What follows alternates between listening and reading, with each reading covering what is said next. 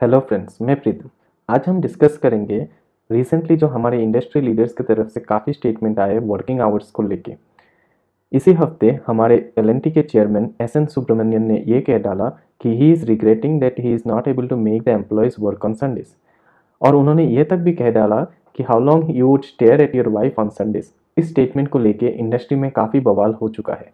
कुछ ही दिन पहले इन्फोसिस के नारायण मूर्ति ये कह चुके हैं कि वो 70 आवर्स वर्क वीक करना चाहते हैं, और इसी को चैलेंज देते हुए और कंपटीशन को आगे बढ़ाते हुए एल&टी के चेयरमैन 90 आवर्स वर्क वीक करना चाहते हैं। कुछ दिनों पहले ओला के सीईओ जो है भविष्य अग्रवाल, वो ये कह चुके हैं कि सैटरडे संडे ऑफ जो है वो इंडियन कल्चर नहीं है। तो हम इसी मुद्दे पे आज की वीडियो में डिस्कस करेंगे और देखेंगे कि हमारा लॉ क्या कहता है वर्किंग आवर्स को लेके, और हमारे एम्प्लॉयज़ कितने ओवरवर्क है और उस ओवरवर्क का इम्पैक्ट क्या है, और डिस्पेरिटी इन कंपनसेशन जो है बिटवीन द इंडस्ट्री लीडर्स और जो अर्ली एंट्रेंट है इंडस्ट्री में उनके सैलरीज के बीच। सो पहले हम बात करेंगे what does the law says.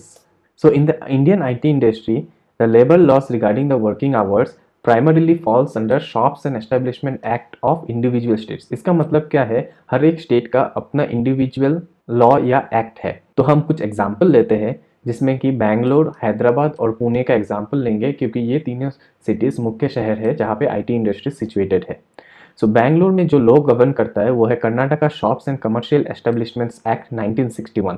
सो इसके मुताबिक मैक्सिमम डेली वर्किंग आवर्स हो सकते हैं 8 से 9 घंटा एक्सक्लूडिंग लंच ब्रेक्स, और तेलंगाना में मैक्सिमम वर्किंग आवर्स 9 घंटा हो सकता है एक्सक्लूडिंग ब्रेक्स, और महाराष्ट्र में हम देखेंगे तो डेली वर्किंग आवर्स हो सकता है 9 घंटे इंक्लूडिंग ब्रेक्स। अगर हम तीनों स्टेट्स का एग्जाम्पल लेंगे तो वो almost half of the working hours है जो एस.एन. सुब्रमण्यन कह रहे थे इसी हफ्ते। अगर आप वीकली वर्किंग आवर्स भी देखेंगे तो मैक्सिमम 48 आवर्स हो सकते हैं वीकली इन तीनों स्टेट्स में। इन केस नेसेसरी कोई ऑर्गेनाइजेशन को है तो ओवर टाइम करा सकते हैं, लेकिन in Bangalore it should not exceed 50 hours per quarter, और अगर ओवरवर्क करा भी रहे तो वेजेस डबल होंगे। सिमिलरली तेलंगाना में 6 आवर्स पर वीक और महाराष्ट्र में 125 आवर्स पर क्वार्टर, और इन तीनों ही स्टेट में वेजेस डबल पे करने पड़ेंगे ओवर टाइम के लिए। और वीकली ऑफ का जो लॉ है तीनों ही स्टेट में 1 डे मैंडेटरी ऑफ देना पड़ेगा। इधर पे तो एम्प्लॉयज को एक्सप्लॉयट करने के लिए लोग सैटरडे संडे को भी बुलाने का सोच रहे हैं। अगर हम कुछ रिसेंट स्टडीज को देखें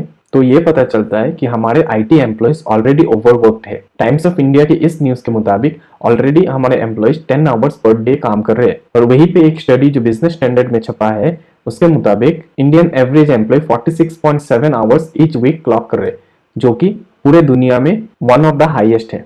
इकोनॉमिक टाइम्स में जो सर्वे छपा है उसके मुताबिक 9 में से 10 एम्प्लॉय को वर्किंग आवर्स के बाद कॉन्टेक्ट किया जाता है उनके एम्प्लॉयर के द्वारा, जो काफी अनएथिकल है।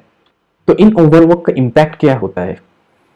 हम एक स्टडी जो इकोनॉमिक्स टाइम में छपा है KCCI जो knowledge chamber of commerce and industry है, उनके मुताबिक about 43% of Indian tech workers experience health concerns related to their work, जो काफी चिंताजनक है। कुछ ही समय पहले हमने देखा था एक यंग अकाउंटेंट EY के अपने जान से हाथ धो बैठे, और उनके मदर के मुताबिक stress and long days at work कारण था उनकी जान गंवाने के पीछे। उसके बाद हमने ये भी देखा HDFC बैंक के एक एम्प्लॉय अपने वर्किंग स्टेशन पे जान से हाथ धो बैठे। कलीग्स ने सस्पेक्ट किया कि उनके ऊपर काफी ज्यादा वर्क प्रेशर था। सो यहाँ पे बड़ा सवाल ये है, जो लॉ है हमारे देश में उनको क्या एथिकली माना जाता है? और फाइनली हम ये देखेंगे कि ये जो एम्प्लॉयज घिस घिस के काम कर रहे हैं इन कंपनियों में, उनको क्या मिलता है अपना हेल्थ गंवाने के बाद। एक कंपैरिजन जो छपा है मनी कंट्रोल में, इसमें देखेंगे कि CEOs का जो सैलरी कंपनसेशन है उनका जो परसेंटेज हाइक है पिछले 5 सालों में is unimaginable compare to the salary hike of the freshers. तो यहाँ पे अगर हम एग्जांपल लेंगे TCS और इन्फोसिस का, अगर देखेंगे आप यहाँ पे ऑलमोस्ट डबल हुआ है CEOs का सैलरी 13.4 से 25.36 और इन्फोसिस में 34.3 से 66। वहीं पे फ्रेशर का सैलरी 4 लाख पर एनएम से बस 4.1 लाख पर एनएम हुआ है, जो कि नॉट इवन 10% है।